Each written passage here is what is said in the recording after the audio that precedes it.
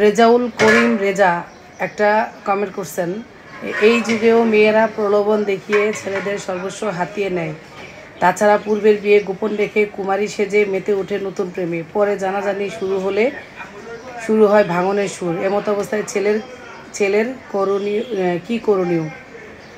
হ্যাঁ, এরকমও আছে। এই গত পরশুদিন আমাকে একজন কল দিল যে ম্যাডাম, আমার স্ত্রী আমাকে সমস্ত কিছু গোপন করে আমাকে বিয়ে করার পর 3 মাস পরে 3 মাস পরে সে আর একটা বিয়ে করে গোপনে টেলিফোনে। স্বামী থাকা অবস্থায়, কিন্তু দেখেন, স্বামী থাকা অবস্থায় আরেক বিদেশি ছেলের সাথে টেলিফোনে বিয়ে করে। হ্যাঁ, অবশ্যই ছেলেকে কুমারী বলছে এবং তার কাছ থেকে ভরণ পোষণ নিচ্ছে, এরকম হবে।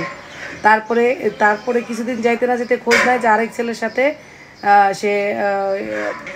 ছেলের সাথে সে নোটারি পাবলিকের মাধ্যমে বিয়ে করছে। এক স্বামী থাকা অবস্থায় পূর্বে তার বিয়ে হয়েছিল। তাহলে হইলো কয়টা? 4টা বিয়ে। টেলিফোনে একটা বিয়ে হয়েছে বিদেশি পোলার সাথে, আর নোটারি পাবলিকের মাধ্যমে একটা বিয়ে করছে, আর পূর্বে আরেকটা বিয়ে ছিল এবং সে সেকেন্ড হাজব্যান্ড। তো একটা মহিলা হাজব্যান্ডের ডিভোর্স না দিয়ে 4টা বিয়ে করছে। এই মহিলার কী অবস্থা? তা আমি তারে বললাম যে কাবিননামাটা চেক করেন।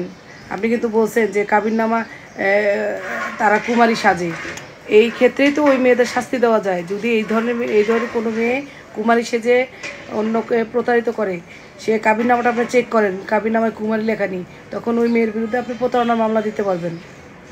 প্রুফ থাকতে হবে, যে কোনো জিনিসই প্রুফ থাকে, ছেলে হোক মেয়ে হোক, যার বিরুদ্ধেই কোনো লিগাল অ্যাকশন নিতে গেলে সেটা কিন্তু প্রুফ থাকতে হবে, মানে প্রমাণ থাকতে হবে। দালিলিক মৌখিকে তো আর কাজ হয় না। তারপরে ওই লোকটাকে বললাম যে আপনার বউ তো এগুলা ব্যভিচারী করতেছে, আপনি তার বিরুদ্ধে মামলা দেন, প্রতারণা দেন। সব রকম মামলাই কিন্তু দেওয়া যায়। মেয়েদের বিরুদ্ধে যে মামলা দেওয়া যায় না তা না, কেউ প্রতারণা করে তো আর পার পেয়ে যাবে না, তার বিরুদ্ধে মামলা করা যাবে, তবে প্রমাণ নিয়ে নামতে হবে। খালি মুখে নামলে তো আর আপনি ছেলেই হোক মেয়ে হোক কারোর বিরুদ্ধে তো আর কোনো লিগ্যাল অ্যাকশন নিতে পারবেন না।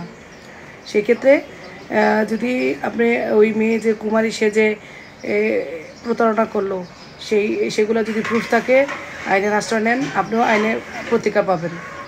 শুধু যে মেয়েরা পায় তাই না, ছেলেরাও কিন্তু আজকাল পায়। এখন সব কিছুই চেঞ্জ হয়ে গেছে, একটু ঘুরায় ফিরায়, এই আর কিছু না। ছেলেরাও আজকাল যৌতুকের মামলা করে, জানেন? যে ছেলেরা বউ দ্বারা নির্যাতিত, বউ অহরহ টাকা পয়সা চায়, শ্বশুরবাড়ির লোকজন বলে যে আমার মেয়েরে বাড়ি করে দাও, এটা করে দাও, স্বর্ণ করে দাও।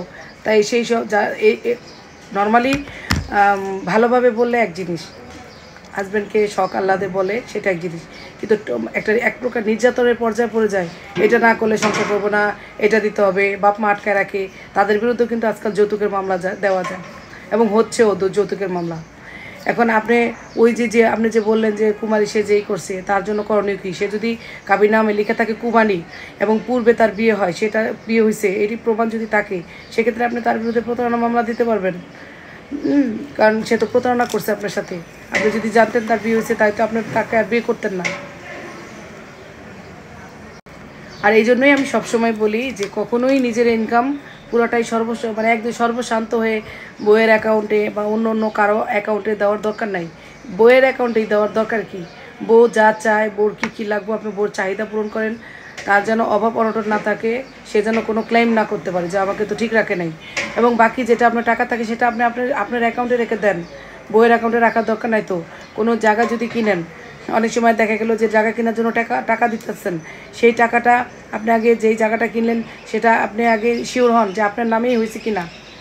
10 জনের সাথে কথা বলেন, একজনকেই কেন বিশ্বাস করতে হবে? 10 জনের চাইতে একজন তো কেউ তার 10 জনই তো মিথ্যা কথা বলবে না, তাই না? একজন তো সত্যি কথা বলবে। এগুলা জাস্টিফাই করে তারপরে আপনারা বিশ্বাস করেন না। বিশ্বাসের জায়গায় টাকা পয়সা দেওয়ার আগে তো আপনি এগুলা জাস্টিফাই করে নেবেন। মানে আমি যেটা বলতে চাইছি যে ভালোবাসার জায়গায় বিশ্বাসটা বলতে বিশ্বাসও করেন। একদম অন্ধবিশ্বাস যেটা বলে সেটা দরকার নাই। তো বিশ্বাস থাকবে না কেন? বিশ্বাস না থাকলে তো একটা সংসার সুখের হয় না। বিশ্বাসটা অন্ধের মতো করা দরকার নাই। বাবা মাকে দিতে হবে, বাবা মার যা লাগে দেন, সন্তান হয়ে জন্মগ্রহণ করছেন, বাবা মাকে তো দিতেই হবে। বাবা মা আমাদের কষ্ট করে বড় করছে না, তাদেরকেও তাদেরটা দিতে হবে, তাদের হক তাদের দিতে হবে, বইয়ের দিতে হবে। উদ্ধৃত যেটা থাকবে সেটা নিজের অ্যাকাউন্টে রেখে দেবেন, কাউকে বিশ্বাস করার দরকার নেই। ধন্যবাদ। আশা রাখি আপনি আপনার প্রশ্নের উত্তর পাইছেন।